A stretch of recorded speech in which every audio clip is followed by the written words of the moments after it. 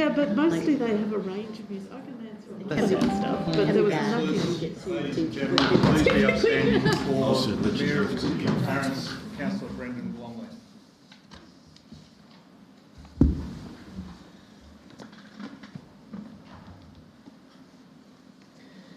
Hello, welcome all. Before proceeding, I pay my respects to the Mumarina people as the traditional and original custodians of the land on which we meet, and I acknowledge the continuing connection of the Tasmanian Aboriginal people to the skies, land and waterways. I pay respect to elders past and present. Before we commence with tonight's council meeting, please let us all pause for a quiet moment of reflection and respect.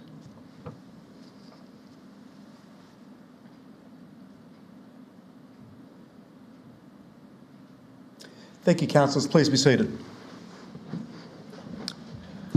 Well, good evening and welcome all to the Clarence City Council meeting of Monday the 5th of June 2023. This meeting is being broadcast live on YouTube, and what is said in this meeting is not protected by privilege, and there is a link to the agenda papers on Council's website. Item number 2, apologies. Councillor Emma Goyne has a leave of absence, and other than that, there's a full house this evening. Item 3, declarations of interest of councillors or close associates. Are there any declarations from councillors? There being none, we move now heading to our omnibus items. The first one, 4.1, being the confirmation of the minutes.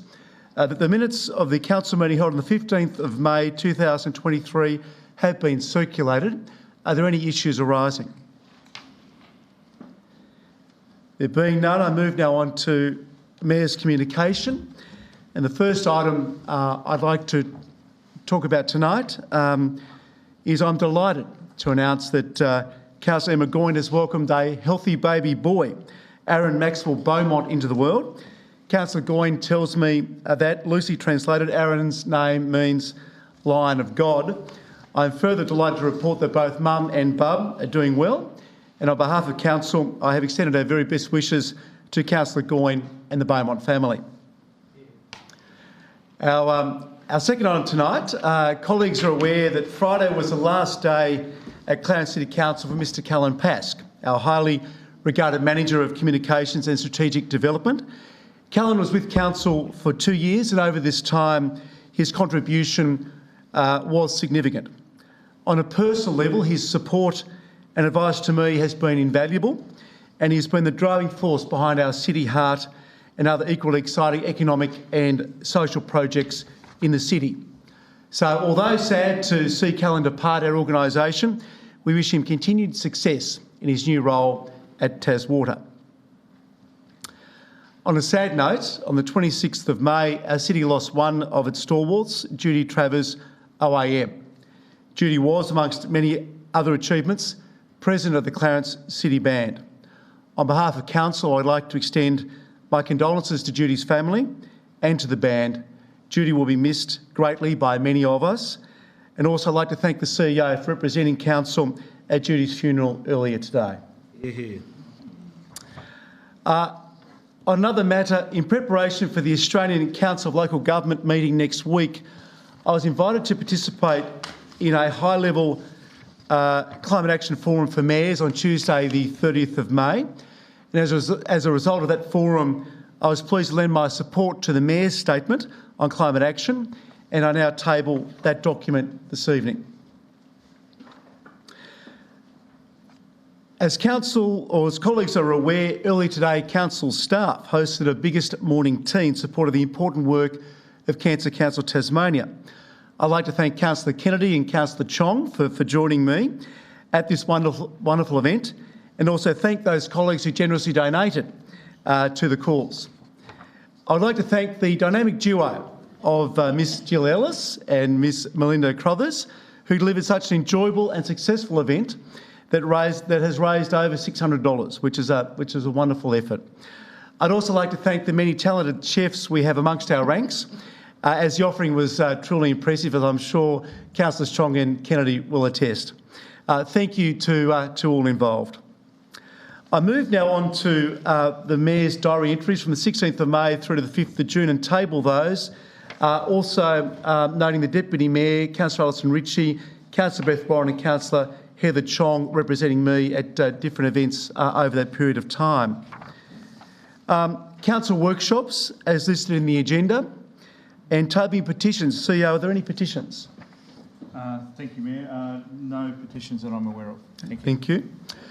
Reports from outside bodies, Copping Refuse Disposal Site Joint Authority. Councillor Walker. Yes, Mayor, we had a meeting last week and I expect that the minutes, etc. will form part of the next council agenda. Thank you, Councillor Walker. With regards to Tas Water Corporation, I can report on the 31st of May I received correspondence from the Chair, Dr Stephen Gumley AO, that the final ordinary dividend of $5 million and a special dividend of $4 million will be paid 1 month earlier than forecast. I now table that letter. Also, the Tas Water General meeting will be held in Launceston on the 26th of this month, and I will be attending that meeting. As this is also the date of our next ordinary council meeting, I'll provide a further update at that time. With regards to the Greater Hobart Committee, nothing to report except to say that the next scheduled Greater Hobart Mayors Forum will be held on the 21st of June. Colleagues, are there any other reports from Council and special committees and other representative bodies? There being none, we move on to 4.6, the weekly briefing reports. And note the weekly briefing reports of the 15th, 22nd and 29th of May 2023 have been circulated to councillors. Are there any matters arising? Councillor James. Yes, thank you, Mr Mayor. I refer to the 29th of May and in particular to the current infringement enforcement notice on page 27. I refer in particular to Southern Bay Investments Proprietary Limited for unapproved fill and the notice of intention to issue enforcement notice. Mr Mayor, this has been going on for nearly 2 years now, and I seek either through yourself to the General Manager, Senior Executive Officer or to the Acting Manager of Town Planning as to when does they either or anticipate this to be resolved. Thank you, Councillor James. CEO. Thank you, Mayor.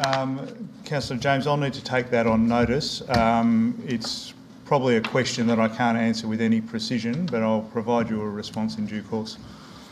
Thank you, CEO. Councillor Molnar. Thank you, Mr Mayor.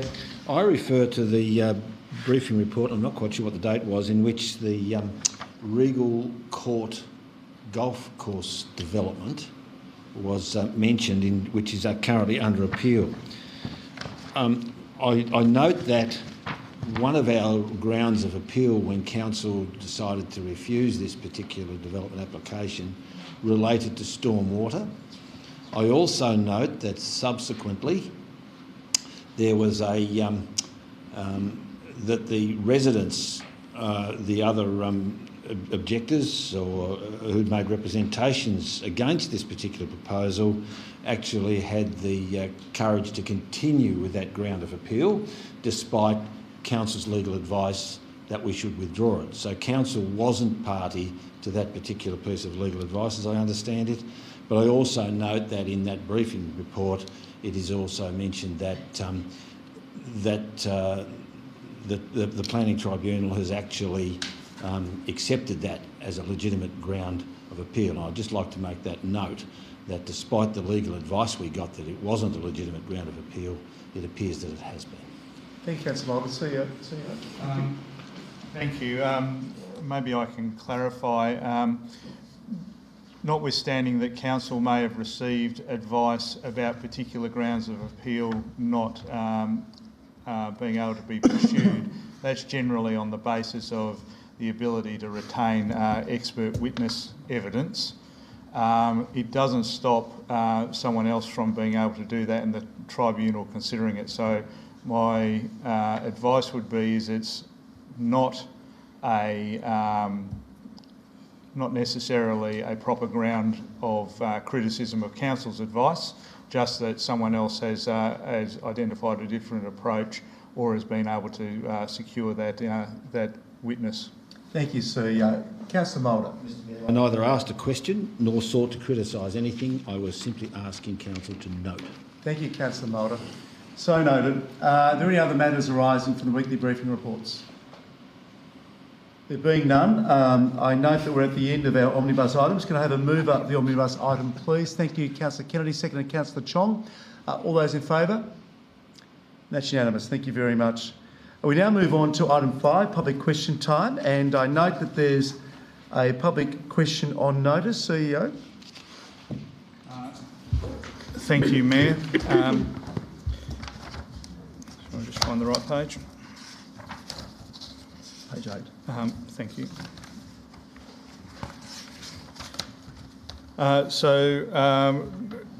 We received a question on notice from Mr. Bradley Walker of Howrah in the last 2 weeks. That question reads as follows.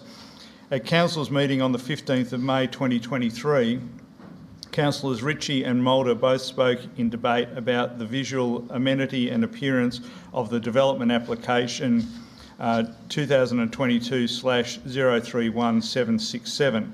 The planning assessment 2022/031767 in section 17.7.4 Public Art states the proposal is considered to contribute to the amenity of the site. Councillor James tried to speak about the public art included in this development application, but was stopped because he was accused of adding new information by Mayor Blomley. The question is, Mayor Blomley, is this bringing your best self to the chambers, yes or no? Well, thank you for the question, as it gives me an opportunity to assist the public in better understanding one of our council meeting regulations. At the meeting on the 15th of May 2023, Deputy Mayor Ritchie and Councillor Moulder did refer to amenity in their contribution, but not specifically public art. In accordance with Regulation 22, Part 2, Division 2, in relation to debates, and I quote, a councillor at a council meeting who moves a motion, A, has a right to reply for up to 3 minutes, and B, is not to introduce any new information exercising that right, end quote. The purpose of a right of reply is to specifically address any queries raised by another councillor during debate and to summarise the mover of the motion's contribution. Councillor James admitted in his right of reply that he failed to mention the aspect of public art initially, and given it was not raised by any other councillor in the debate, as chairperson of the meeting, I made a ruling in accordance with the regulations. So given I have explained the reasons and background for the ruling and why it was entirely proper, it is not necessary that I address the remainder of the question. So we move now on to answers to question on notice. There are none. Answers to previous questions taken on notice. There's 2 questions of Mr and Mrs Marshall listed in the agenda, so we'll take them as read. Moving now on to 5.4, questions without notice. Are there any questions from the gallery? There being none, we move on to item 6, deputations by members of the public. Members of the public making a deputation are reminded that they are limited to 3 minutes and a timer will sound at the end of that time. CEO, do we have any deputations? Thank you, Mayor. We have one deputation tonight from Mr Saxon Hall in regard to the development application for 4 Lincoln Street. Thank you. Regarding 4 Lincoln Street, DA. Mr Hall, if you'd like to make your way to the microphone, that's just there, please. And, yep, thank you very much. And your name and address, please. Yeah, Saxon Christopher Hall, 80 Hill Street in Bellareve, 7018. Regarding 4 Lincoln Street, DA recommendation for refusal. A response to the representation concerns, overshadowing and building envelope, setbacks, visual bulk and safety. The impact of the performance solution versus the acceptable solution for the overshadowing is minimal to none, as per the shadow diagrams provided to Clarence City Council on the 5th of the 7th, 22. The setbacks to the development are consistent with the streetscape setback concerning Lot 2, 6 and 8 on Lincoln Street. Please refer to the site plan dated 20th of the 4th, 23 in the current DA. Privacy. Any balconies and windows on Unit 1, 2 and 3 that have a floor level that's more than 1 metre above the existing ground level and that are within 3 metres of the side boundary already have permanently fixed screens to a height of no less than 1.7 metres above the finished floor level, and that's in the current DA documentation. The dual access concerns. GM consent has been approved for the proposed crossovers as per the documentation prepared by Exceed Engineering in the current DA documentation. Site coverage. The current DA meets the required site coverage 8.4.3. And finally, traffic congestion and car parking. All traffic concerns and car parking have been addressed in the traffic impact statement prepared by TCS in the current DA documentation and approved by the GM. From my professional understanding, none of the points listed are contributing to the proposed application being recommended for refusal by the Planning Department. Now, Council's main concerns relating to the recommendation for refusal, from my understanding, is 8.4.3 site coverage and private open space for all dwellings, A2 and P2, and 8.4.4 sunlight to private open space for multiple dwellings, A1 and P1. The sunlight to private open space for multiple dwellings has been addressed in the RFI response dated 12/04/23, and that's to be read in conjunction with the shadow diagrams that are already in the DA application. The units do not achieve the A2 minimum 4 metres width in some of the areas, but this does not restrict the ability for outdoor relaxation, dining, entertaining and children's play. Client concerns. My client would like urgent clarification from Clarence City Council on why the completed development next door at 6 Lincoln Street was approved with no permit required, with no advertising period, despite not complying with 8.4.6 privacy for dwellings, and possibly not complying with 8.4.2 setbacks and building envelope for all dwellings, which is under further investigation by my client. Yet the proposed development of 4 Lincoln Street has been recommended for refusal despite there only being 2 main concerns, as I've just mentioned, that have professionally been justified a number of times. Thank you. Thank you, Mr Hall. I note we had a deputation from Mr David Beard, but he's not here this evening, but he has ever circulated a handout that I believe all elected members have as well. All right, now moving on to item number 7, Planning Authority matters. Council now intends to act as a planning authority under the Land Use Planning and Approvals Act of 1993. Our first item before us this evening is 7.1, development application for 4 Lincoln Street, Lindisfarne, for 3 multiple dwellings. Is there a mover? Councillor James, thank you. Is there a seconder? Thank you, Councillor Hunter. Councillor James. Thank you, Mr Mayor, and thank you for your comments in relation to the development application that has been discussed or is about to be debated this evening. There has been extensive work done on this in relation to the acting manager of city planning in relation to covering particular aspects of the private open space, and on page 26 it does go into some detail, and I quote, "Where the areas of private open space are adequately separated, it has not met has not met the test to comply with clause 8.4.3 and cannot be considered as the area of private open space for the purpose of assessment under the standard. Notably, more than 50% of these areas do not receive sunlight between the hours of 9 a.m. and 3 p.m. on the 21st of June solstice." So there has been a lot of work done in relation to the performance criteria, and I believe that the Manager of Assistant Planning has gone into detail and has addressed those particular matters, and I seek Council support. Thank you, Councillor James. Councillor Hunter. I just second what Councillor James said. I have nothing further to add. Thank you, Councillor Hunter. Are there any other speakers, please, on this matter? Councillor Mulder, thank you. Just because I touched the armrest doesn't mean I'm going to... Your trajectory is pretty clear to me. So, unlike last meeting. Mr Mayor, I do appreciate the contributions that we've heard from Mr Hall tonight. I, for one, am not a great fan of infill development, high-rise and all those sorts of things. But I do note that the deputation we got was purely related to planning matters. And once again we get into this situation where we don't know where we stand with this thing. The Skylands development demonstrated that when we try to apply the planning scheme in its intimate minutiae, we then get called dinosaurs and bloody minded. Yet here is an application that there is some dispute as to whether it does or doesn't meet the planning criteria, and we are sitting here making a decision that undoubtedly, by the sound of it, is going to go to an appeals tribunal. So why are we even dealing with it if the planning scheme is so black and white, and that any interpretation, any discretion ends up in the Planning Commission? It's just, we are sitting here taking the political heat for the state government's planning scheme with so-called, and I noticed even the minister the other day was talking about, oh, we've got discretion to do this and we've got discretion to do that. And I'll point out that Alderman Warren was very quick to point out, would you like to explain what discretion we have in some of these things? Because all discretion is an excuse to hide behind us having to take the public opprobrium for your planning scheme.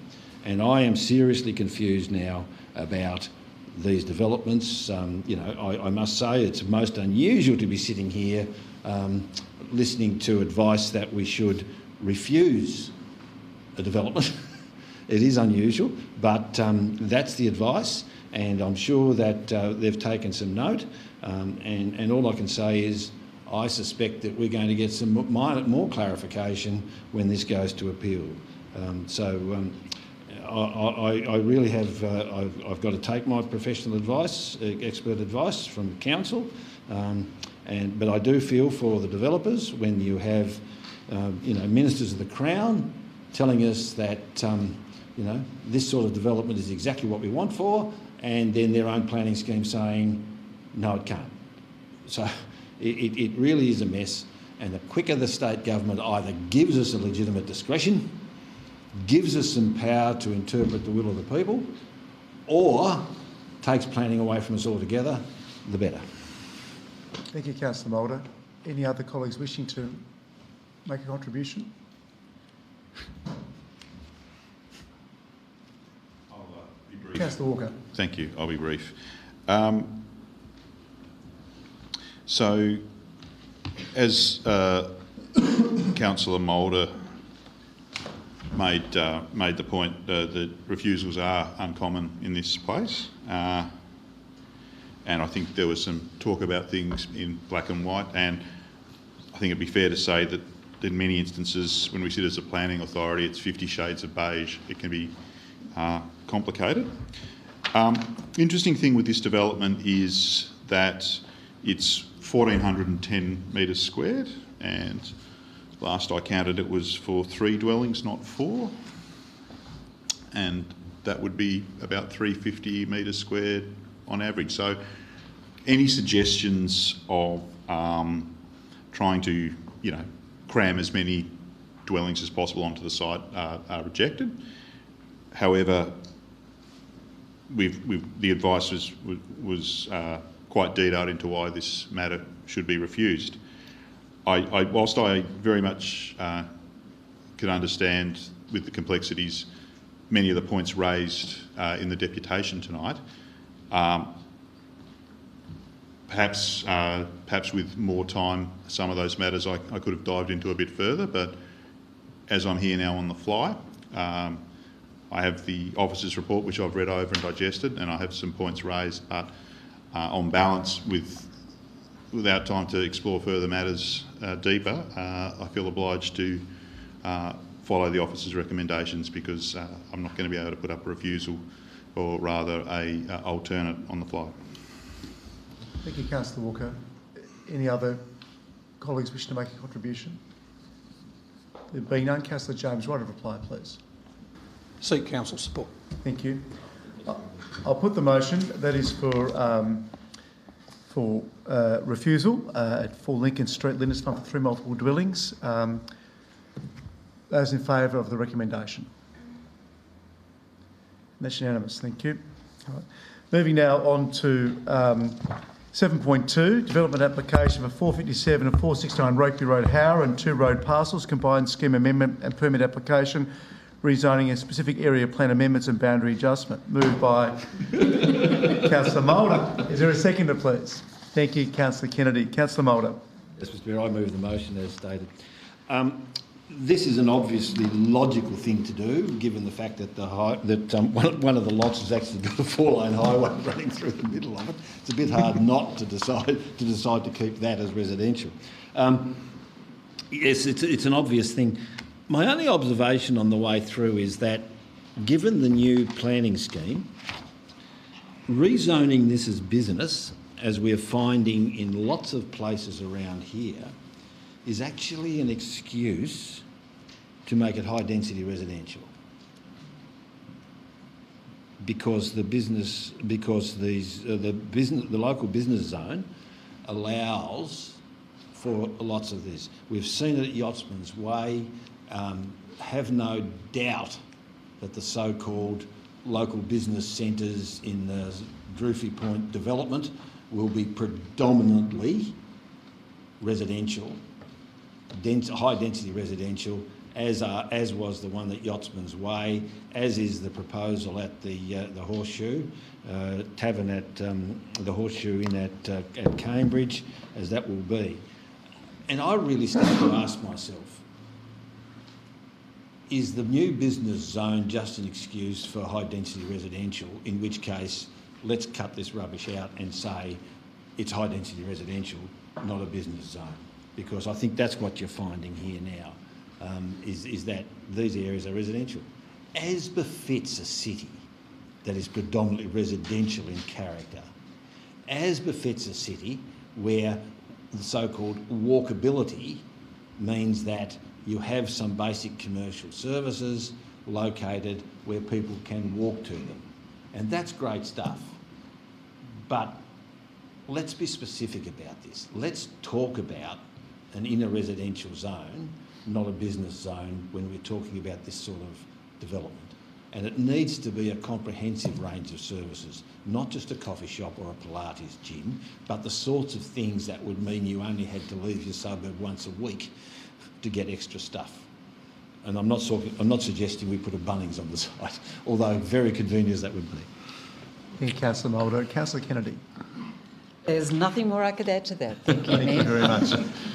Any other colleagues wishing to make a contribution? There being none, there's no need for right of reply. Thank you, Mr Mayor. I was going to find a way of adding new material. I'll put the motion. I live in fear. And that is the recommendation. All those in favour? That's unanimous. Thank you, colleagues. Moving now on to item 7.3, which is a development application for 11 Sunnyside Road, Lindisfarne, demolition of existing dwelling and 3 new multiple dwellings. I'll call for a mover of the recommendation, please. Councillor Kennedy, thank you. And seconded by Councillor James. Councillor Kennedy.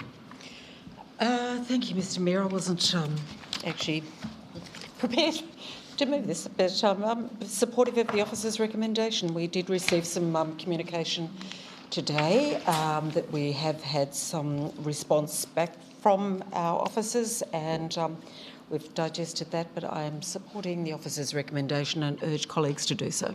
Thank you, Councillor Kennedy. Councillor Jones. Thank you, Mr Mayor, and I just would like to refer to the on page 112, and it's also mentioned on 111 in relation to the well-known case that went through this place in 2021, the Clarence City Council versus M. Drury, and that was concerning another development, of course, at 12 Park Street. And it went to the Supreme Court, and it basically came down to what was the definition of density and the site area per dwelling for a stratum development site shall be calculated by dividing the whole parcel of land by the number of dwellings, with the result that the density calculation will include common property. Now, that was a landmark decision because it basically gave some sort of assurance or concrete sort of standing in relation to how council needs, or other councils for that matter, need to address this particular issue about density. And And in this place some years ago, we had a similar situation, that was in relation to Venice Street in Howrah. And I don't know if you were there at the time, Mr Mayor, but that was another landmark decision in as much as they looked at the density within the 100-metre radius of that particular area to determine as to whether that development was appropriate or inappropriate. And in that particular case, council refused it on that basis. And then I think what happened then, they had to get out their tape, and the developers, and then had to go and remeasure, if that's the word, in order to bring it up to speed, and therefore ultimately, with some adjustments to the building, it was approved. So look, this is really an important issue, and it's, as I said, it's one of the recommendations that, of course, the acting manager of city planning has spelt it out in a number of pages, including reference to the Drury CCC versus Drury in that particular matter. So we do have, and I'm pleased at least we have some benchmark, Mr Mayor, in relation to what the tribunal, and in this particular case the Supreme Court, determined as far as what is an appropriate development. And in this particular case, it's been spelt out in Part 1. It does not comply with 8.4.11P1, and because the proposal is not compatible with the density of the surrounding area, and it does go on to, of course, address 8.4.1P1 because the proposal does not provide for significant social or community benefit. I seek council support. Thank you, Councillor James. Are there any other colleagues wishing to make? Councillor Hume. Thank you, Mr Mayor. I will be supporting the officer's recommendation, but I just wanted to make an observation. It's something that's bugged me for a while. I think the reasoning of the planning officers is very sound in terms of the decisions that have been made, or the Drury decision that was made in the Supreme Court that built on the Henry design decision, the understanding that, you know, there should be both a quantitative and qualitative analysis when it comes to the question of density. But one of the things that I've said in this place before annoyed me a bit about the Henry design decision was this principle that to be compatible with the density of an area, it also needs to be comparable, and hence this approach of doing an analysis of the surrounding area. But neither that nor the Drury decision has provided any further guidance as to what other elements go into compatibility, and therefore comparability is defined as compatibility. And I think it's something that, you know, I'm surprised that neither the tribunal nor the Supreme Court, given the opportunity to do so, has given any further definition to, you know, what distinguishes compatible from just being comparable. What are other, you know, considerations go into that? That's something that I think is lacking from these precedents. But having said that, that's the guidance that we've been given and have to rely on in making these decisions. So the officer's reasoning is sound. Thank you, Councillor Hume. Other colleagues wishing to make a contribution? Anyone else?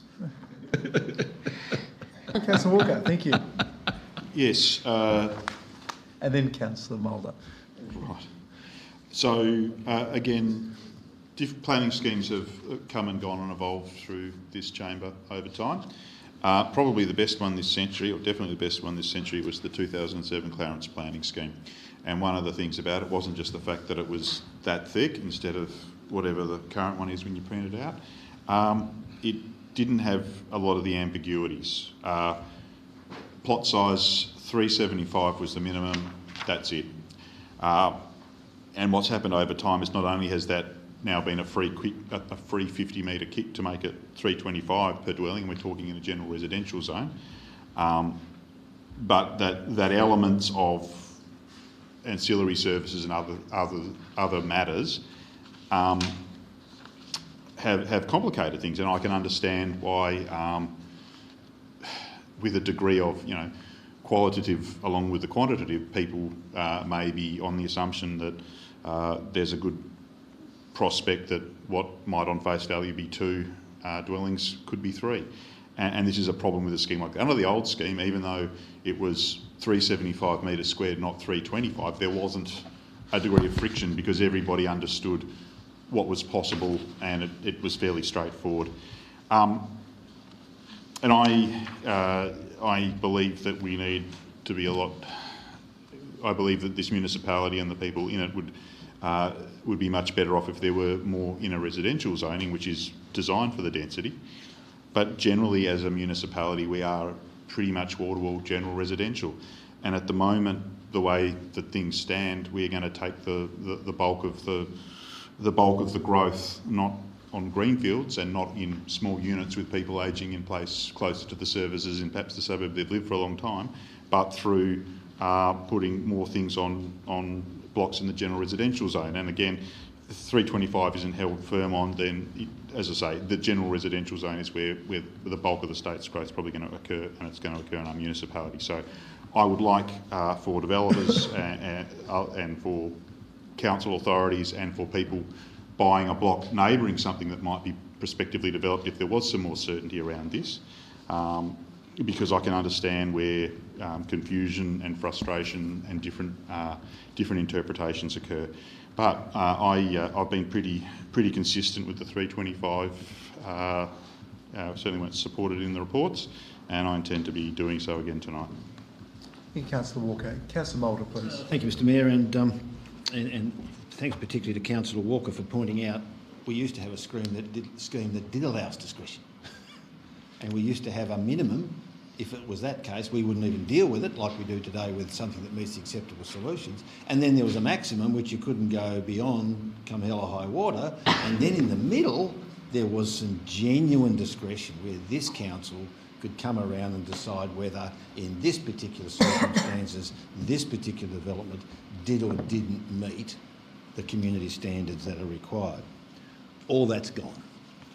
All that has gone, and it's much lamented. The other point to make is that the decision upon which the councillors have based their current recommendation is about a Supreme Court decision, not a Planning Appeals Tribunal decision.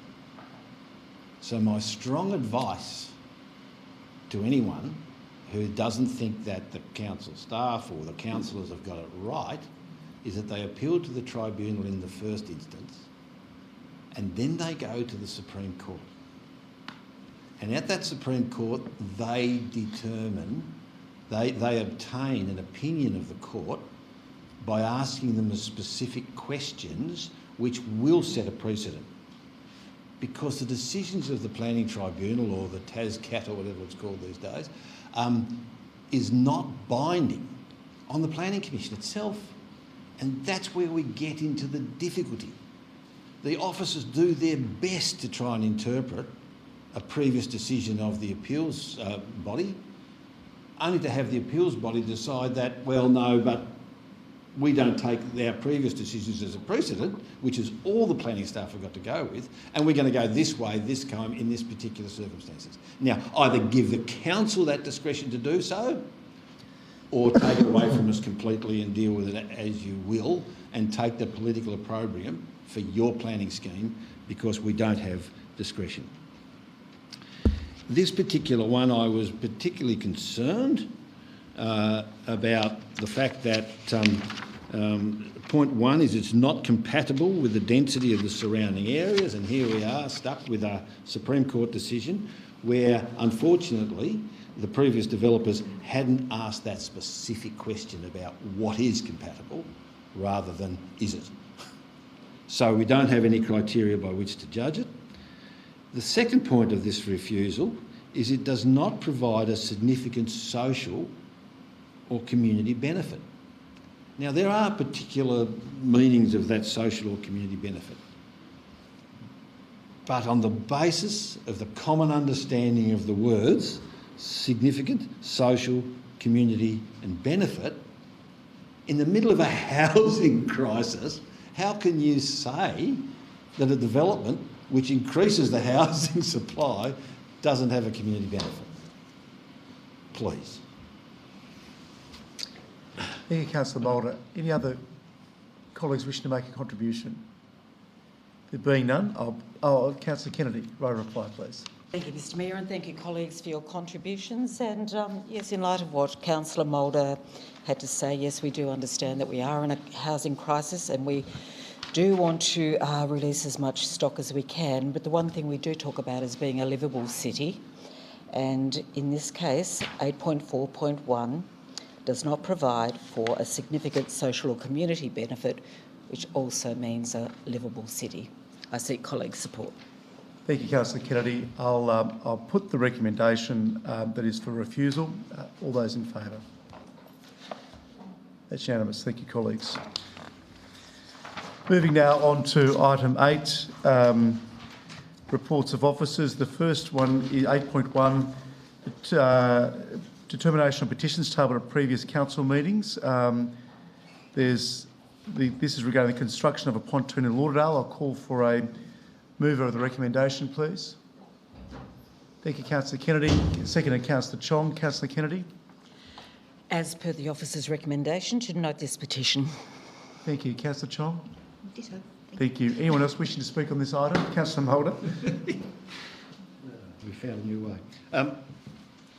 I was a bit surprised that Councillor Walker didn't move this motion, since he was the one who presented the petition. Unless he doesn't believe in it. But I might say that the petition was signed by lots of people, but it was raised in a highly political atmosphere. It was raised as and turned out to be remarkably unsuccessful, I might add. And really we are looking at something which was a little bit of grandstanding, to say the least. I do admire the officers for actually taking it seriously and having a look at the fact that you just can't plonk a pontoon anywhere. The idea that we would plonk a pontoon out in Roaches Beach, which is well known for the sand scouring that occurs with the current that rips along there at high tides, and now we're going to send to our young children saying, yes, it's perfectly safe to jump off a pontoon. Some of these things really need to be thought out, and thankfully we've got some professional staff who are capable of looking at these things and deciding it's not to do it. However, the Lauderdale Canal does present us with an opportunity to do something here, to make a recreational facility in the Lauderdale Canal, which would make a safe swimming area. It might require us to pump salt water over the barriers, but that's a different matter. But we really do need to have a look at how we can combine some of our drainage issues, some of our stormwater issues, and some of our recreational issues in these particular areas. So, you know, you can have a vision for the Lauderdale Canal, and that's not part of the petition. But I think, seriously, before we actually contemplate these petitions and really do it, there's nothing we can do. We get a petition, it's presented to the council. I would like to think that the people who present the petition to the councillors concerned, actually believe in the issue and prosecute it, but clearly that may not be the case.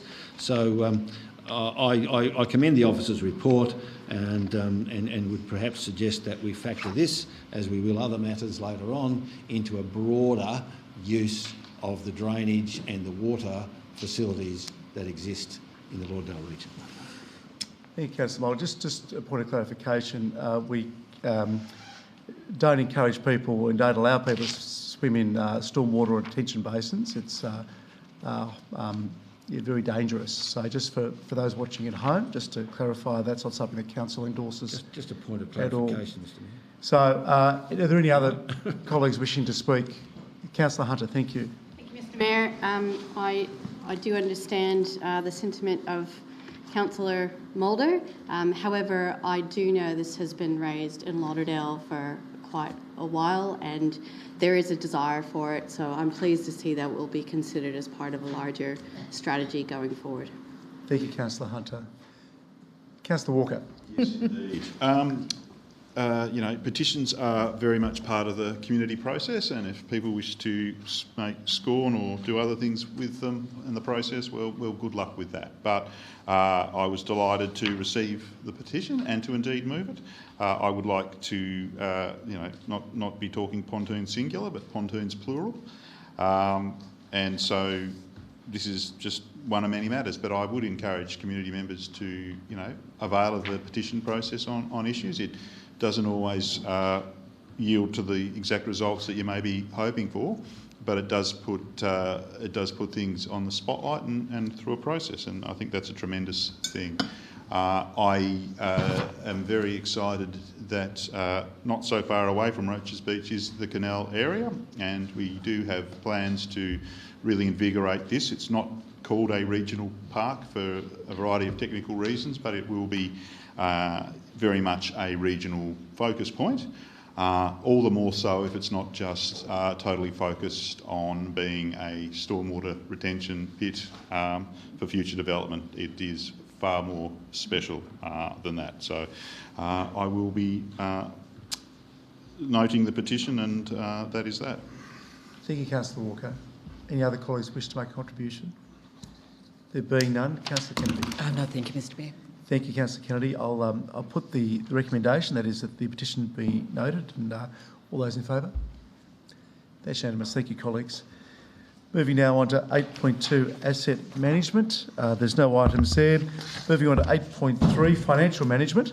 8.3.1, estimates capital expenditure program fees and charges 2023-2024, moved by the Deputy Mayor. Seconder for the recommendation. Thank you, Councillor Hume. Deputy Mayor. Thank you, Mr Mayor. I rise to support the motion to adopt the draft estimates capital expenditure program and fees and charges for 23-24, and would like to thank council staff and all colleagues for their hard work and input over what's been many months to develop the proposed budget that we have before us tonight. Every year, of course, the approval of Council's budget provides the necessary authority for the Council to deliver services to many people at many stages of life in our community, to drive economic stimulus for the city, to develop and maintain infrastructure, community facilities and parks, the operation of events and festivals and arts facilities, the collection of rubbish and recycling, and much, much more. And as we all know, striking a budget is never easy, as the process involves Council estimating revenue, including the amount it needs to raise via its rates process, setting its priorities, identifying measures, and the allocation of funds that will show how Council will meet its financial commitments and ensure the implementation of key strategic objectives outlined in Council plans for the coming year, with particular reference to how each budget intersects with Council's 10-year strategic plan and the guiding principles outlined in Council's long-term financial management plan. As the Council is the closest level to government, all councils, closest level of government to the community, I think it's also timely to indicate that in striking the budget, we're all very sensitive to the fact that for many people in our community, the ongoing cost of living pressures are a source of struggle for so many people, and I encourage people, those people who are facing difficulty, to contact Council and discuss the available support options with our officers, because the proposed budget, does seek to generate $89 million, and Council seeks to raise just over $65 million of that from rates over the next financial year. And to this end, as we all know, the budget proposes a 6.53% rate increase, and this will result in an average household increase of $127.34 per year, or $4.90 per fortnight. The proposed increase does sit below the March Consumer Price Index for Hobart of 6.9% and below the most recent LGAT Council Cost Index of 8.11%. And it is worth noting that the Clarence City Council has a history of striking rates below that of CPI for at least the last 5 years, and I think potentially even the last 8 years or so. And this year, Council has been able to achieve this outcome at the same time as we're also needing to address exceptionally strong growth in our city, noting that the ABS has reported that Clarence has experienced population growth of 12% from 2016 to 2021, as compared to 7.6% in Hobart and 9% statewide. So naturally, such growth has an effect on the resources across all of council operations, and there's no doubt that we have and continue to experience growing pains. In response to growing demands of our city, I think that Council has taken a balanced but ambitious approach to the budget, and this can be seen in the proposed $28.9 million capital works program, an increase of $12.1 million on the previous year. And while I've got no intention of going over the list of the highlights of that program, it's fair to say that Council has focused on parks, roads and stormwater infrastructure quite heavily as part of the capital works program. Given the limited speaking time that's available to us, I want to conclude my remarks by observing that years of good financial management have allowed Council to keep our increases below CPI, and given the current cost and inflation perspective that we're looking through, sound financial management allows us to continue to provide stability to our residents. And while no budget is ever going to be perfect for any of us, this budget does seek to strike a balance between our recurrent expenditure requirements and continuing to invest for the future while being mindful of the current cost of living pressures being experienced by so many in our communities. And it's on that basis that I commend the budget to colleagues and seek your support. Thank you, Deputy Mayor. Councillor Hume. Thank you, Mr Mayor, and I thank Councillor Ritchie for her remarks and very comprehensive overview of the budget. It is true that Clarence is in a very sound financial position and has been for a while because of some very sound approaches to financial management.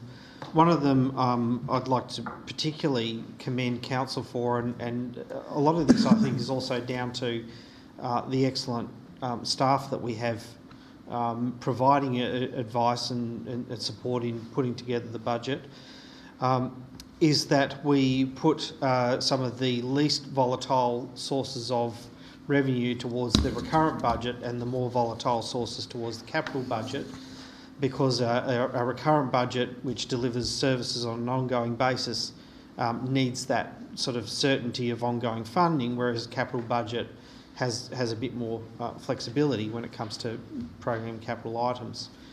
A result of 6.53% rates increase, which is below inflation. We have remained below inflation for a number of years, and if you go look at an 8-year time frame, we're probably pretty much on par in terms of growth in rates versus inflation, and that's in a very rapidly growing city.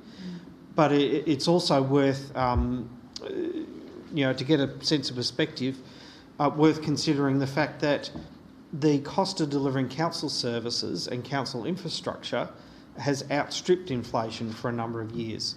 And this year we're looking at a council cost of services increase of 8.11%, which we've remained substantially below.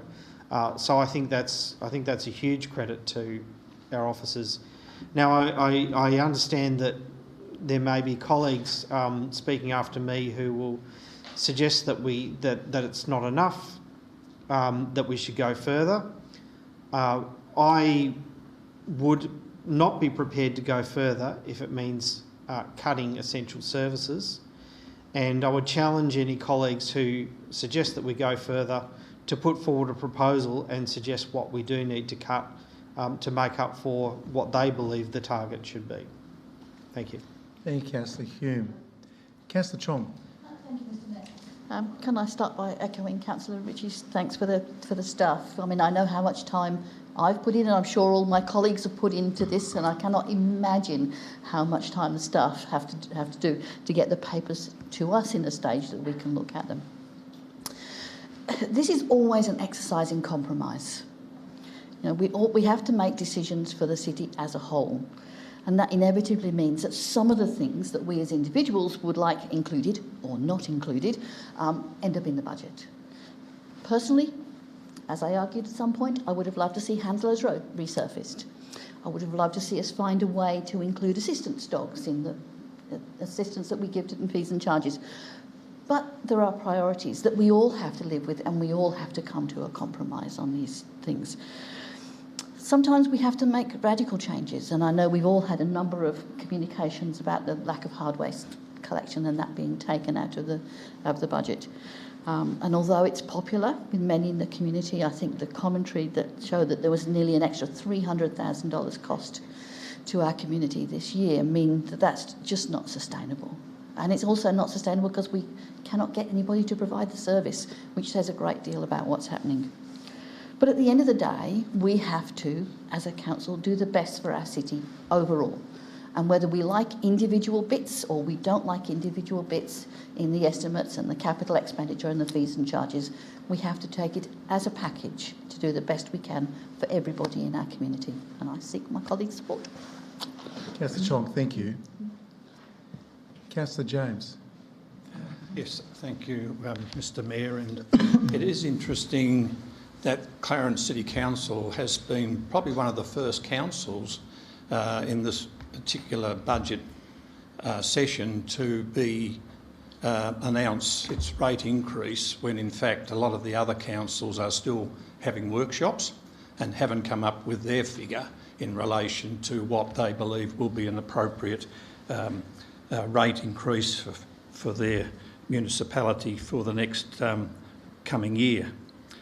And having said that, it's very interesting to know that Kingborough Council has come out and announced its rate increase of 4.7, thereabouts, and also Launceston City Council of a similar number.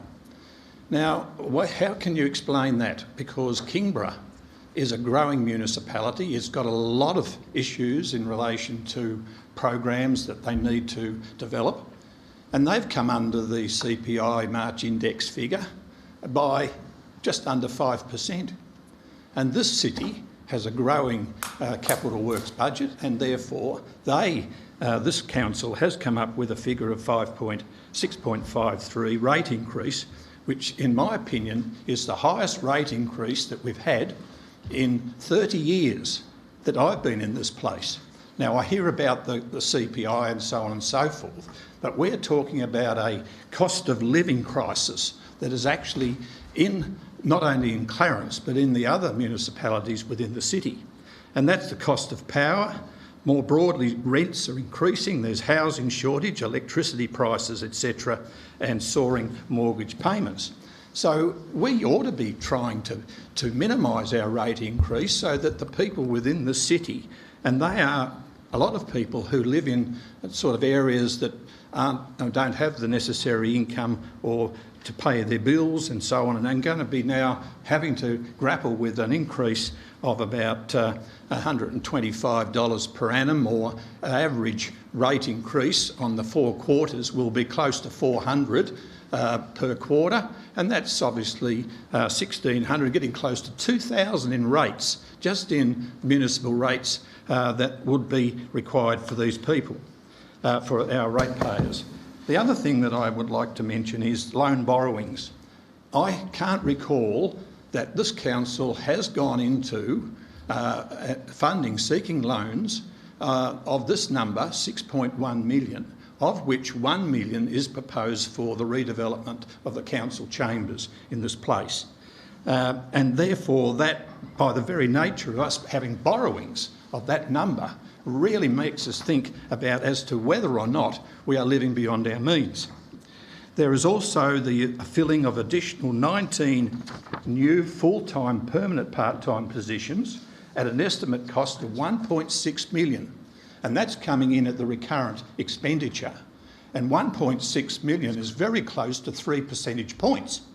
Now, I'm not saying we should cut that entirely, but we could bring the 6.5 down by at least 1 percentage point or 1.5 percentage points to make it a little bit more fairer, I believe, on the rest of the city. The other thing that's going is, in fact, the cessation of council's hard waste. Now, that has been part of our landscape for the last 30 years. We've always had a hard waste collection.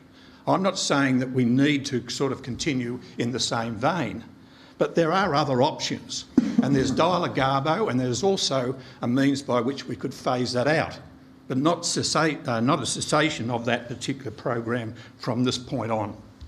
I believe that we really need to look at this, and our capital works program is being included as an increase of 12.1 million, And I have some concerns about the timeliness and also the completion of these works that are, in my opinion, quite ambitious and therefore aspirational in the current economic climate.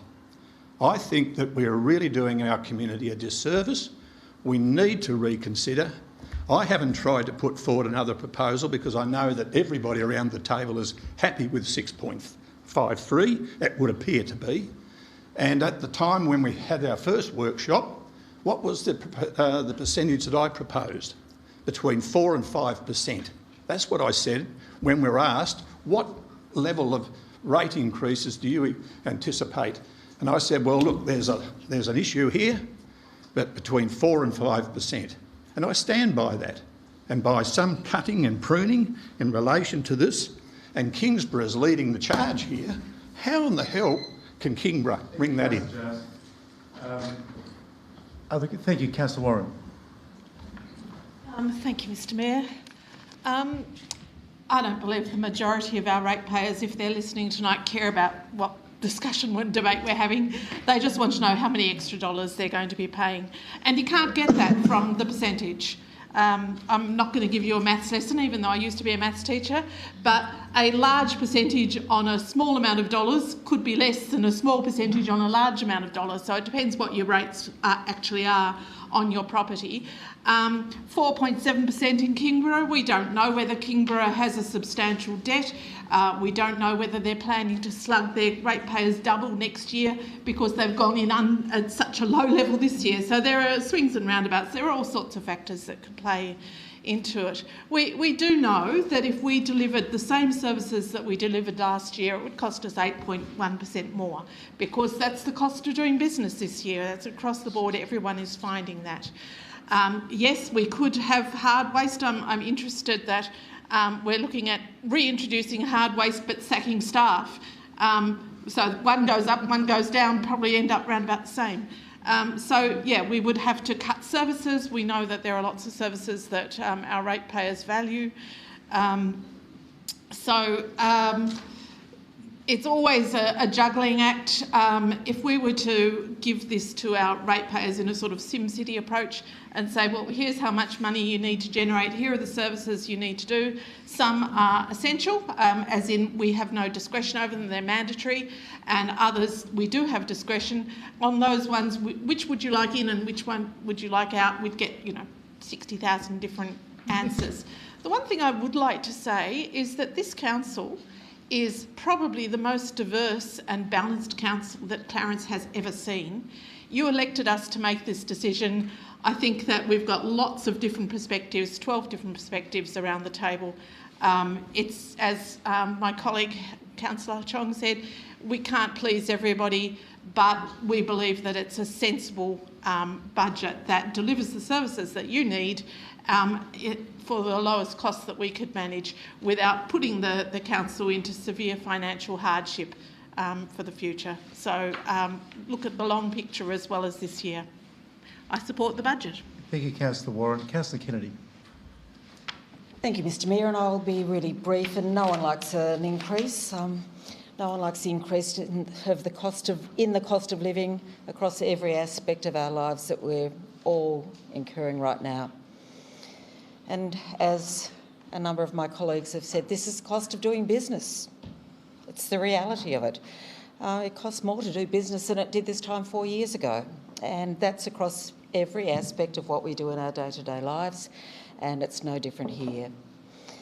It's tough, but that's just the way it is. Hard waste, many of my colleagues around the table from the last council fought hard alongside of me to keep this for as long as we possibly could. But as Councillor Chong said, not only is this cost almost doubled, it's really hard to find someone that can actually deliver the service. So, it's a hard call, but one that has to be made. And as Councillor Ritchie alluded to earlier, I think this was on an average about $4.90 a fortnight. Was that correct? Which is, pretty much a cup of coffee. Now, I know there's lots of things that we have to go without, but in the scheme of things, $4.90 a fortnight, for us to continue to try and deliver the services that we're doing and maintain the standards of what we're delivering and keep some of our projects on track, We all have to endure a little bit of pain. I have nothing further to say other than I thank the CFO and her staff for the amount of work that goes into this. It's been a lot of work from all of us, and it's never easy, and this decision is no easier than previous years, but I, like previous speakers, request colleagues' support. Thank you, Councillor Kennedy. Councillor Mulder. Thank you, Mr Mayor. At a point, I'm a little confused. This is about rates and charges and the capital expenditure program, not about the rates per se. That will occur at a later time. Mr Mayor, this is the rate setting, isn't it? No. Yeah, I know. So why is everyone talking about the rate rise? Mr Mayor, contrary to assertions in today's press, I do not believe that the Clarence budget has been a careful balancing act. Instead, we have pursued an aspirational capital works program that seriously risks commencing a debt and deficit spiral at a time of dramatically rising interest rates, which can only be funded by ratepayers already struggling with cost of living pressures. This is not the time to be launching into aspirational capital works. It's a time for conservative budgets focused on essential works and core services. Neither should we be lauding a Liberal government for investments in the Eastern Shore. It is a disgrace. Not one Clarence local road was funded compared to the nearly $90 million invested in Kingston and the Huon parts of the electorate of Franklin. Is this the relationship damage that we were warned about when we voted to censure Minister Ferguson for his outrageous sledging? If so, it is churlish in the extreme, and this is something the voters of the Eastern Shore should bear in mind at the next state election. Due to the total absence of local road funding, Clarence Council must now borrow $6 million to construct Pass Road to a standard to accommodate the government's own much-vaunted park and ride facility. Meanwhile, the much-needed Flagstaff Gully Link Road to Geilston Bay is again pushed into the never-never. Neither does there appear to be any progress on the long-awaited Mornington Roundabout or the Gordons Hill Road ramps, which would do so much for the Rosny Park Road network, so much for the city deal. It is disingenuous to refer to this budget as a balancing act because the Capital Works program commits us to nice-to-have multi-million-dollar state government election promises like the Sports Plaza for Clarendon Vale, not to mention constructing a brand new Anzac Park Sports Pavilion when a more cost-effective solution, renovation, would do. For many years this council has led the way in fiscal responsibility and balanced budgets. We are not a level of government that can afford to go into debt, as so many of our neighbours have found out. Unlike federal and state governments, we only have rates.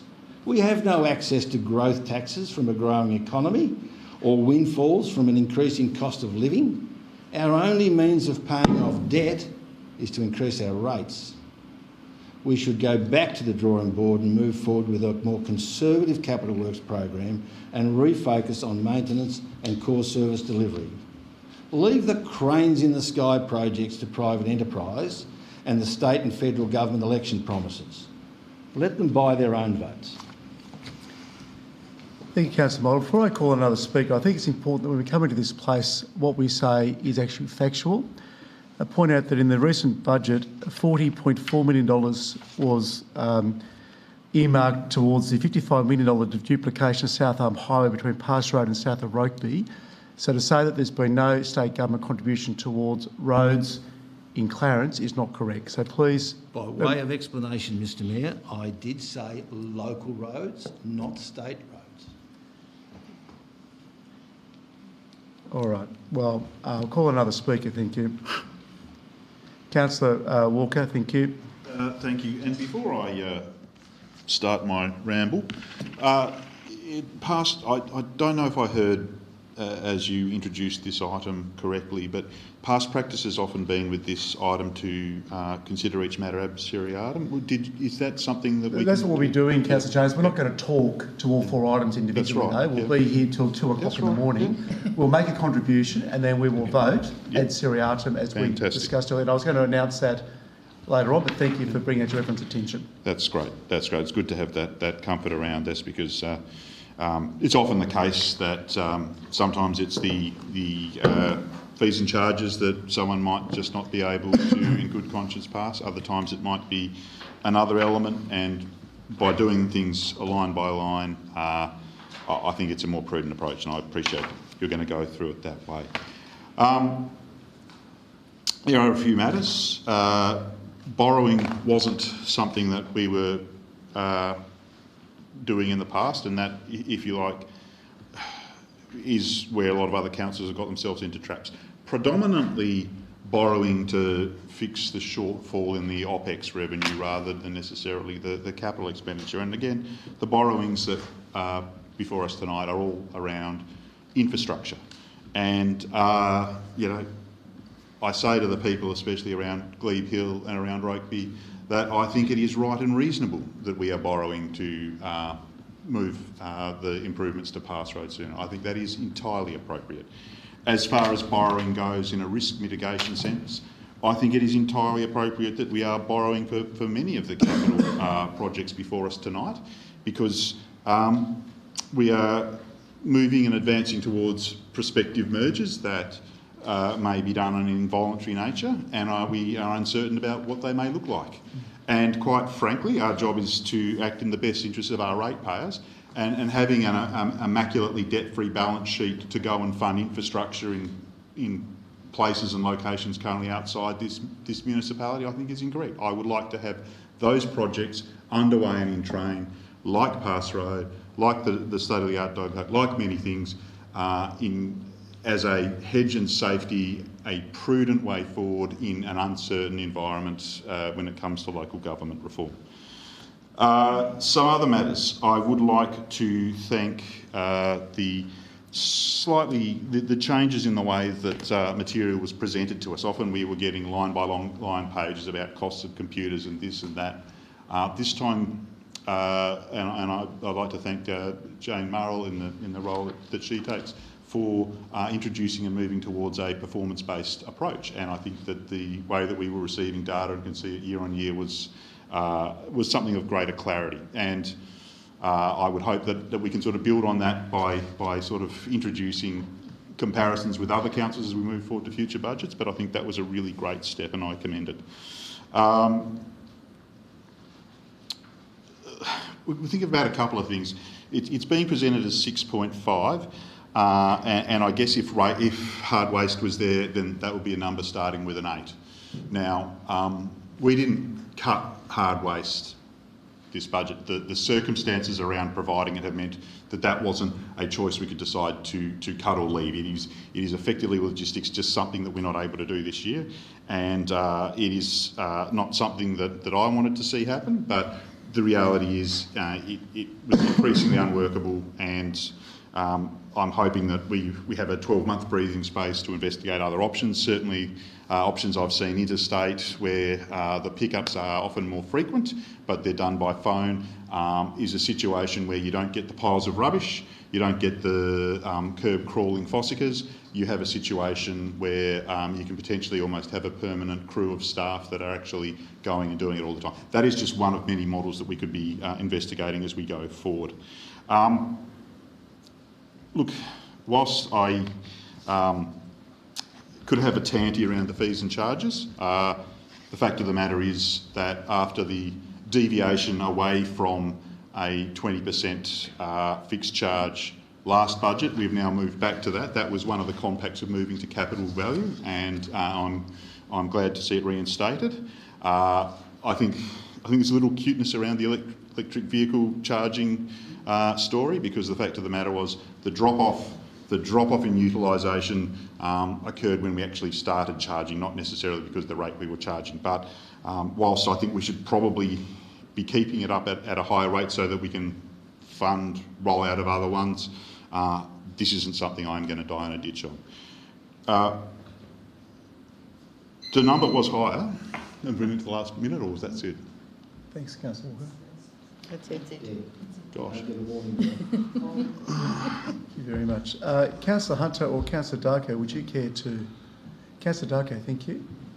Mr Mayor, regarding cost of living pressures, one of the first things I did when we were going through the budget process was try to figure out how we could actually target the rates more fairly so that we could actually ask of those who have the ability to provide more to help out those that are already struggling, so that we'd actually allow for a fairer way to redistribute the rates. And I unfortunately found that we don't really have as much flexibility as we should, and as such, with everyone talking about cost of living measures, I would seek to implore the state government to give us more flexibility in having granularity in how we actually set those rates, so that we can make it fairer and make it easier on the people that are already doing it tough. I would say that it is precisely when times are rough that we must do what we can to address livability. And austerity consistently leads to hardship as opposed to preventing it. Because there is no grandeur in this budget, merely moves towards delivering the city that the people of Clarence genuinely deserve. I'm proud of the city for producing a budget that is lower than CPI without cutting the services and the community initiatives that make this such a wonderful place to live. Thank you, Councillor Darko. Councillor Hunter. Mr Mayor, this has been my first budget process since coming onto council. I've been thoroughly impressed by the way council manages its budget and its financial position, and like a number of my colleagues have thanked those who have come before us, as well as council staff. And I'm proud to be a councillor at Clarence, partially for that reason. I think this is a very reasonable budget.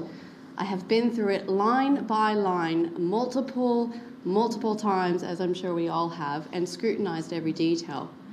However, I can't see where we can cut costs without cutting services and the needs of our community. I particularly don't support the idea of cutting proposed new positions, because anyone who has worked at a job who is filling multiple roles feels the stress of that. And if you want to see more people going on stress leave and resigning as a result, we will end up in a terrible, terrible situation with no one in the roles doing the jobs and completing the services for our community. I fully support this budget. Thank you, Councillor Hunter. Before I call the Deputy Mayor for her right of reply, I'll hand the chair over to her. And so, colleagues, that thank you all for your contributions this evening. I'd also like to place on the record my thanks to you all, as well as to our CEO and our CFO and their respective teams who have worked on this budget so solidly now for a number of months. In fact, as we all know, the work started in late November, early December last year, and over the past months, we've had to make some tough decisions. Faced with the fastest growing population in Greater Hobart, and particularly rapid growth in the Clarence Plains region, it was important that Council invest for the future, whilst being ever mindful of the cost of living pressures that we're all experiencing. The budget does not make provision for a hard waste collection. Ending this popular service has not been an easy decision. However, it is important to note, as has been pointed out, that Council was faced with a likely bill of close to $1 million to deliver the service, and even then, there was no viable operator to even deliver the service. Throughout our deliberations on this service, we had to consider the strategic direction of Council and whether a hard waste service aligns with our sustainability goals. The reality, in my view, is that it doesn't. We need to encourage reuse and a circular economy, and frankly, setting up an opportunity for people to dump stuff in a landfill at ratepayer expense just doesn't stack up in my view. As we know, most councils have stopped delivering the service, and the two reasons above are evidence as to why that is the case. Now, we know this will be disappointing for some, but we want to be leaders in sustainability space, and will focus our investment on positive measures like partnerships with Garage Sale Trail and other initiatives that encourage reuse and recycling. On the issue of staff, I know that this budget also makes provision for new staff. Again, a sign of a growing city, and I'm delighted that the majority of these positions are frontline to further enhance the high level of service we strive to deliver for our residents and ratepayers. Colleagues, tonight we are approving an operational budget of $89 million with a capital program of $29 million on top of that. There is a rate increase. This is unavoidable, and simply put, standing still is not an option. The budget before us this evening will result in an average rate increase of 6.53%, below the current rate of inflation for Hobart at 6.9% of the March CPI, and well below the local government cost index of 8.11%. As we heard, it equates on average to an increase of $127 per ratepayer over the next 12 months. Colleagues, this is a responsible budget, one derived from making considered and crucial decisions for the benefit of our city now and into the future. And I thank you all for your valuable contributions to the process. Now I'll take the chair back and invite the Deputy Mayor for her right of reply, please. Thank you, Mr Mayor, and I thank all of my colleagues for their input this evening, and I appreciate that, as I said, no budget's ever going to be perfect, no one's ever going to get everything they want to see, and in fact I think you would rarely find a budget exercise where everyone gets everything they want. I've never seen it happen. It's not likely to ever happen in any level of government, but that is the nature of what the task that we have in front of us when we're trying to strike a budget. I won't go into the matters that I think are simply individual wish list matters. We'd like to see this, but it couldn't happen or whatever. I think there are a couple of things that probably bear responding to around comparisons with other councils. I think you need to be careful when you're looking at that, because councils and a couple of the councils that were mentioned, I think their budgets are still in draft form at this point, and to note that councils report differently. So what you might see one council moot as their increase is actually been struck at a very different way. So we're not always comparing apples with apples when we're looking at the figures that they're projecting in the public arena. So we need to be careful of that. Borrowings, I don't think that what's been put forward here is remotely irresponsible in any way in terms of borrowings.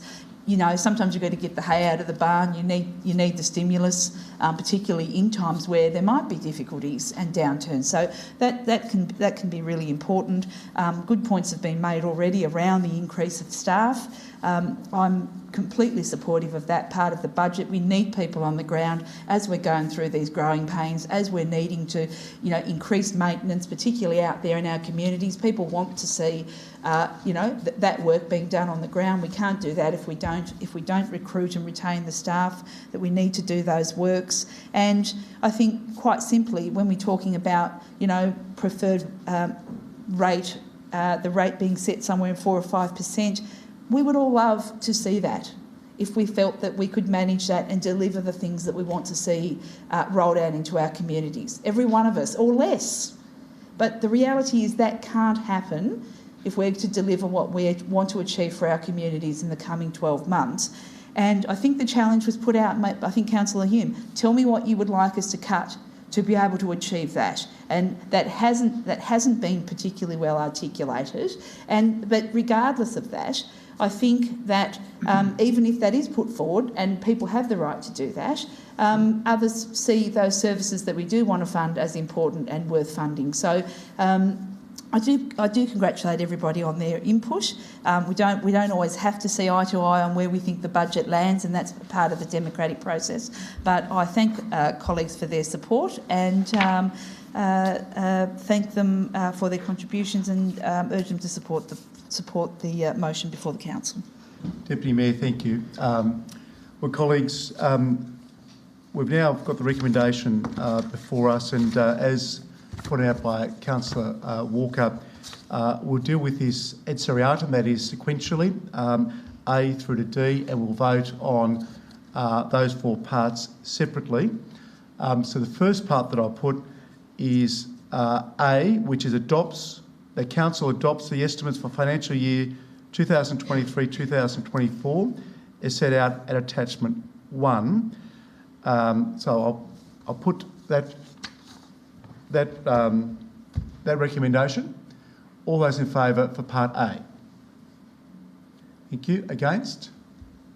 So carried. Moving now on to Part B. The Council adopts a capital expenditure program for financial year 2023-2024 is set out at attachment 2. I'll put that motion. All those in favour? Those against? That's carried. Moving now on to Part C. The Council adopts a list of fees and charges for financial year 2023-2024 as set out at attachment 3. All those in favour? That's unanimous. Thank you. Moving now on to...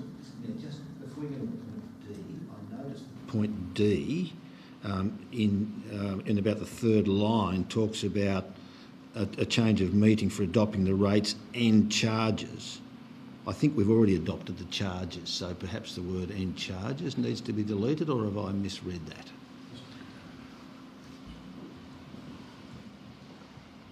CFO, do you want the question repeated, or? Charges, I believe, because there are charges for waste and not just rates. That's a charge, a service charge. So the charges we've adopted at C aren't all the charges? No, the garbage service charges aren't listed in the fees and charges. They're in the rates resolution. I won't be terribly pedantic, but and additional charges should be the other one there, because we've already adopted most of them. But anyway. Well, we'll leave it as it is, but Yeah. Thank you for that clarification, Mrs Murrell. So Part D is the Council notes that the special meeting on the 19th of June 2023, originally scheduled as a fallback date for adoption of the budget, annual estimates and list of fees and charges, now be for the purpose of adopting the rates and charges and annual plan for financial year 2023-2024, plus an updated long-term financial management plan and other associated council policies. I'll put that Part D. All those in favour? Thank you. Against? And you're abstaining, Councillor James. Yeah, thank you. All right, that's so carried. Thank you, colleagues.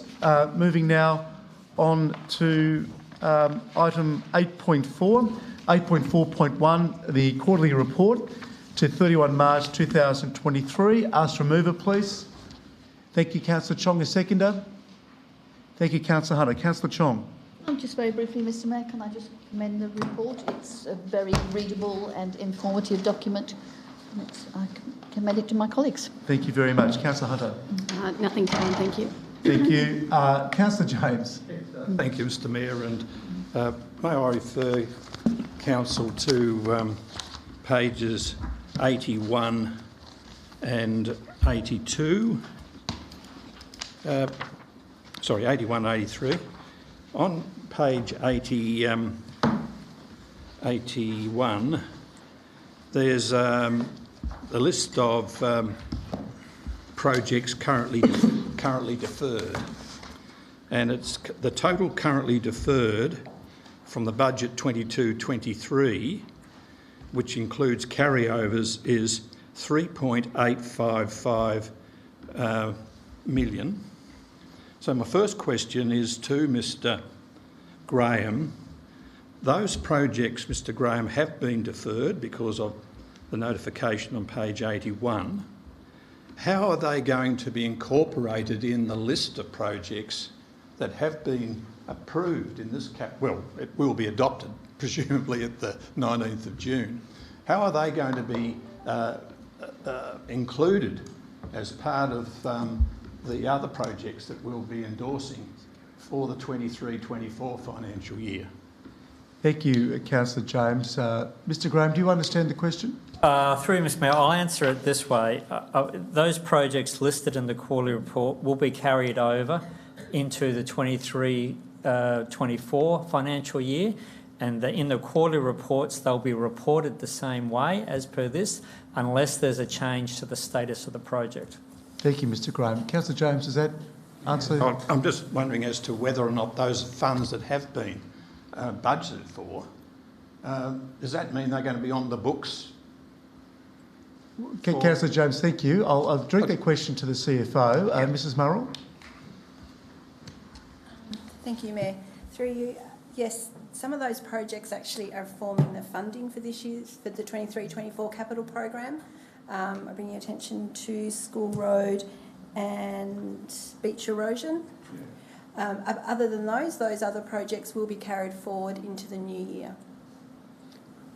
Thank you, Mrs Murrell. Councillor James? Yep, the second question is in relation to, on page 83, and at the base of 83 it says the budget for this is projects in progress this financial year.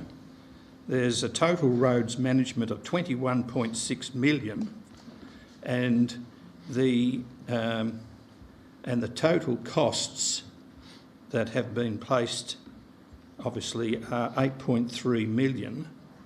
So does that mean that a number of these projects, will they be completed in the 22-23 financial year, or are they going to be included in the 23-24 financial year? Please. Thank you, Councillor. I'll ask the CEO to answer that one. Thank you. Thank you, Mayor. The answer to that question is both. So there are a certain number of projects that are in train at the moment for construction. Others will be in a design phase, and the reporting relates to what we refer to as the capital projects pipeline, which will, as we've discussed, span usually between 3 and 4 years, reflecting design stages, tendering, and then budgeting. And that reflects that not every project is commenced and completed within one financial year, hence the nature of the reporting. Any further questions, Councillor James? Any other colleagues wishing to speak on or to the quarterly report? There being none, Councillor Chong, right of reply. No, Mr Mayor. Thank you. I'll put the motion, and that is that the quarterly report to the 31st of March 2023 be received. Oh, sorry, Councillor Walker, did you want to say something? I wanted to vote in favour of it. Okay, thank you. All right, we'll put that motion. Thank you. All those in favour? Unanimously. Thank you very much. Moving now on to item 9, motions on notice. There are none. Moving on to item 10, councillors' question time. There's no questions on notice, nor are there any answers to questions on notice. We have the answers to questions without notice in the previous council meeting. Moving now on to 10.3. Answers to questions without notice. Oh, sorry, I've done that. Questions 10.4.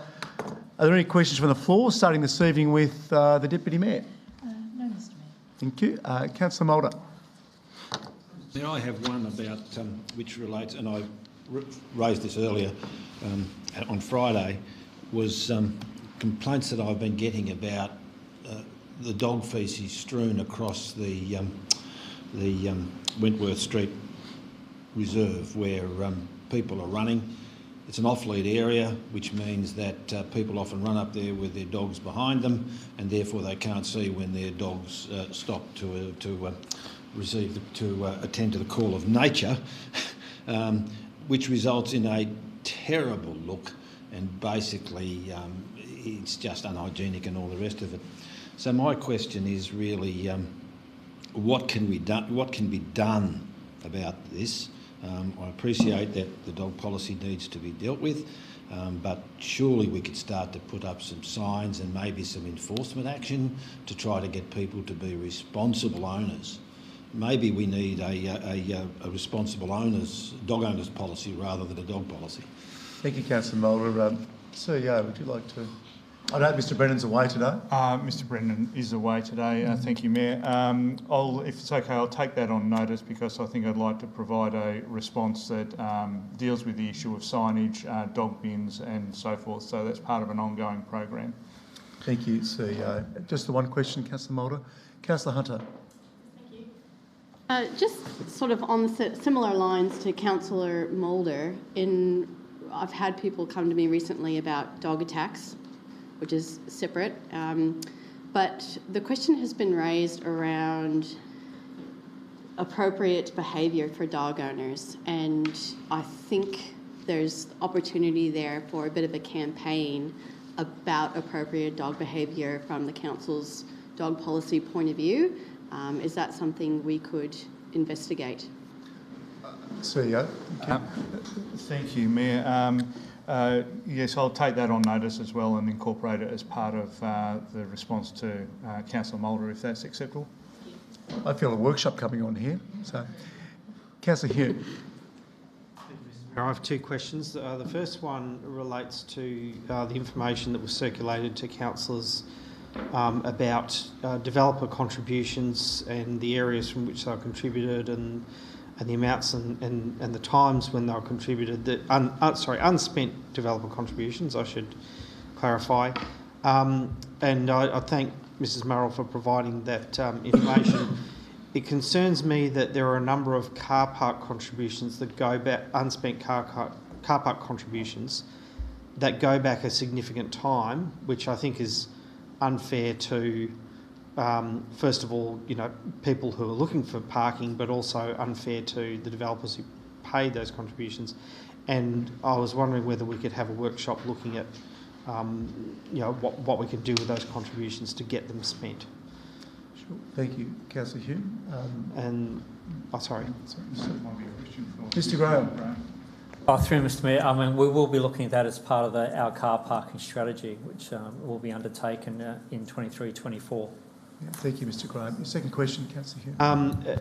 Now, my second question, referring back to Mayor's communication and your announcement of the sad death of Judy Travers OAM, I was just wondering whether it would be appropriate to have a moment's silence.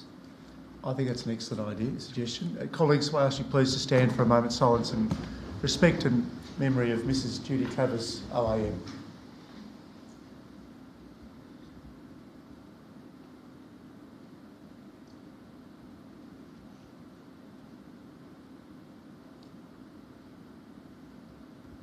Thank you, colleagues. Thank you, Councillor Hume. Councillor James. Yes, thank you, Mr. Mayor. My first question is in relation to, I have been advised that a number of senior citizens that use the Dampier Street Activity Centre, namely in the activity of badminton, they have been advised that they have to cease operations on the 30th of June 2023.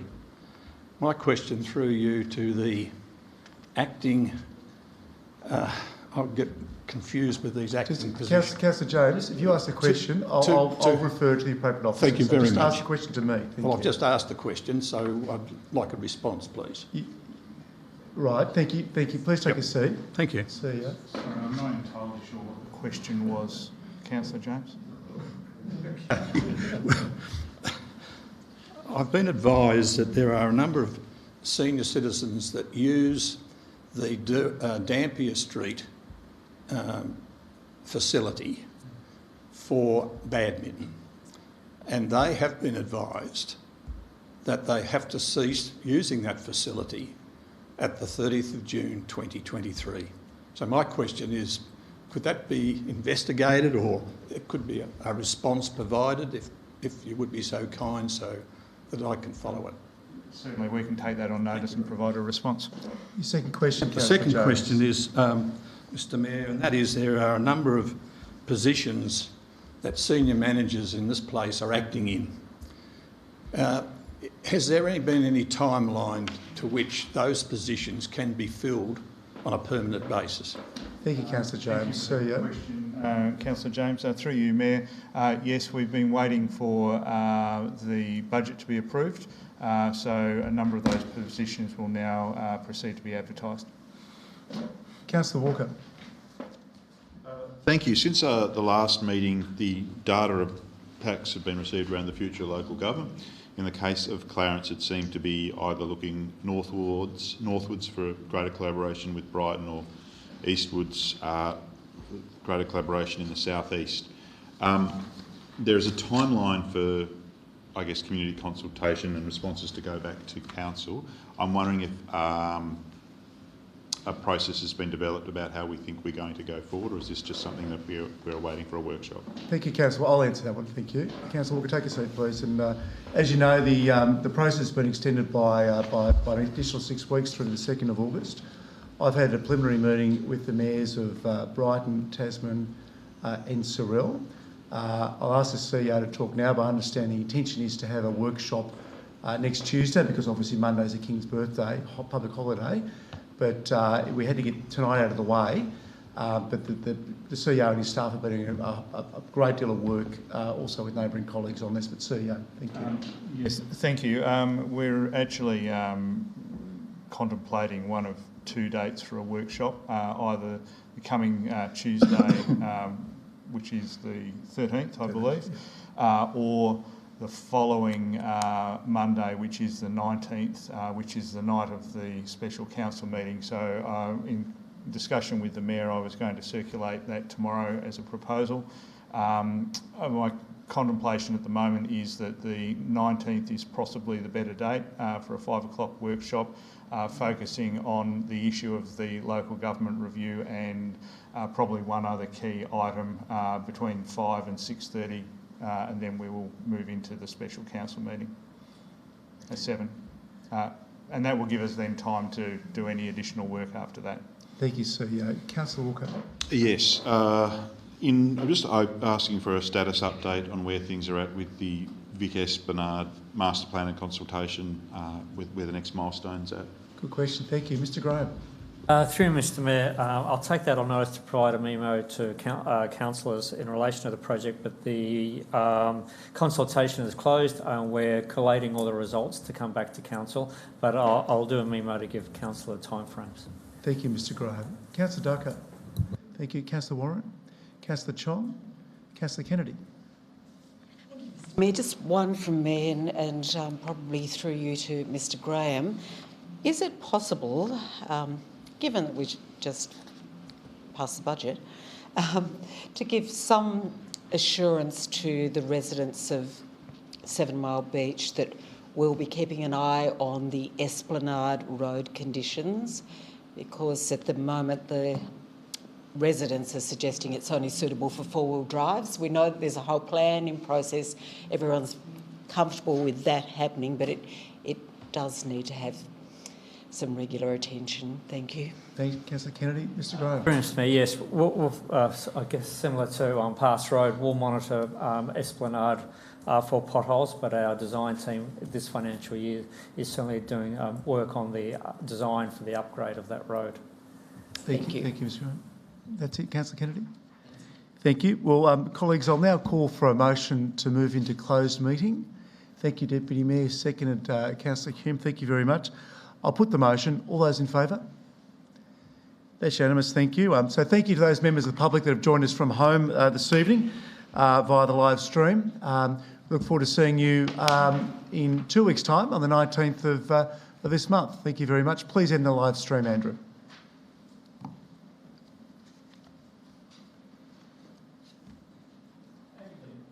Great. Thank